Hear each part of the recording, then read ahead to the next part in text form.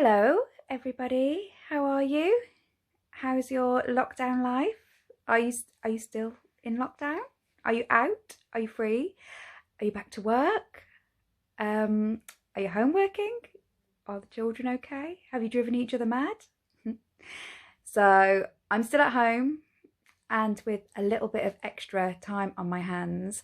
It's just given me a bit more time to think and to wonder, and yeah, here I am with another video asking for your thoughts and feelings and advice and feedback and guidance. So the main reason I use LinkedIn, I think like most of us, is to learn. Lots of us, do use the LinkedIn learning platforms. I've attended their events like Talent Connect, and also I learned a lot from people that post. So great news stories that probably I wouldn't have noticed or wouldn't have read if it wasn't for somebody else posting them.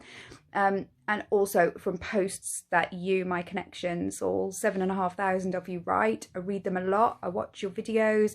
And then I read all the comments as well. And I just find that I learn so much, and it gives me food for thought. And that kind of comes out in one of these videos where I share some thoughts and feelings with you, hopefully get your feedback, and then I learn some more. So it's a good circle, and hopefully we all learn lots. So I just wanted to do maybe one video a week for over the next few weeks, 3-4 weeks. I think we all share content that's most important, most relevant to us in our professional lives. For me, that is certainly the end-to-end talent acquisition strategy that businesses operate under. So really I kind of summarize it in terms of resourcing, so your talent pools and how you're attracting people to apply for positions within your business, through to recruitment, the actual stage of hiring the right people, the best top talent into your business, and then retention. So when we look at the end-to-end talent acquisition process, how do we ensure that what we're doing and what we have control over as recruiters, in-house or external or whatever, will give you the best possible chance of keeping the right people in your business. So that's what the videos will be focused around and ask for your thoughts on. Today I wanted to discuss, so not all of this will be about outsourcing recruitment requirements, because there are some amazing in-house teams that totally deal with it. They have it under control. They don't use any recruiters or executive search consultants or headhunters or whatever you might be called. So today what I wanted to discuss, I keep looking at my notes actually, I wrote a few things down today. So outsourcing of recruitment requirements, do you do it? And how do you do it successfully? How does it best work for you? Or is it a little bit trial and error, throwing requirements out to 6, 7, 8, 9, 10 different agencies based on who HR want to use, who the hiring manager want to use, who you've always used, and how do you make that work really well? So I know only from experience and from my best successes, I've been on both sides of the table. I have used agencies in the past, still do, when I've been in an internal position, and I have been the recruiter or the manager of recruitment teams, supporting recruitment requirements within a business. And I always feel like, it's always best when you can work in partnership with a company. That's, a given, I think, in lots of different outsourced services. But it's always really clear to me what the requirement is really, or what the commitment is from the agency or the recruiter to the client. You're going to find good candidates, you're going to utilize your talent pools, you're going to utilize all your great recruitment tools that company may not have access to. You're going to find great candidates, great CVs, you're going to vet them really well, really thoroughly, and you're going to do it all in a timely manner, and you're going to have great communication with your customer, and all those good things that the customer is paying for. And absolutely that is what the customer should get. And then I sometimes wonder about the client commitment to the agency.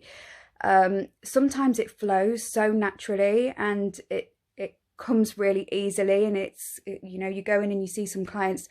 For example, I saw a customer in Sheffield maybe 3 or 4 months, no, probably not that long ago, just before the lockdown, and wasn't really expecting anything more than a bit of a meeting about a role they'd called me about. And when I went in, I had probably over an hour walking around the facility, the shop floor, with the hiring manager in question, who was a senior member of staff. So we had a whole hour to talk while we were going around about the role and what they were looking for.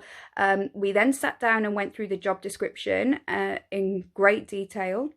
And then at the end of that, he asked me if I wanted half an hour on the shop floor just speaking to their employees, because he felt that that would be the best way for me to understand the company culture and what it's like to work there. He said, you know, the person isn't going to be day to day working with me as a senior member of staff. He's going to be in a shop floor environment, working in the lab, etc., etc. And yeah, it was really, really helpful. And I came out of there and probably started the thought for this video, really, yeah, and we found somebody great, and I was able to do that because culturally I knew exactly what they would be looking for. I knew the right fit, the right individual that would you know, work really well as part of that team. Technically, I understood the role anyway, but we also at CKTA, we've got people in our business that are way more technical than me, that help me out. So I might deal with the people side of recruitment, and technically I can show somebody a job spec and they can guide me on the individual. So I came out of that feeling like, oh, yeah, you know, I know exactly what this business is looking for. There are other times I've gone into companies, they've got the roles out with maybe 10 or 15 different agencies.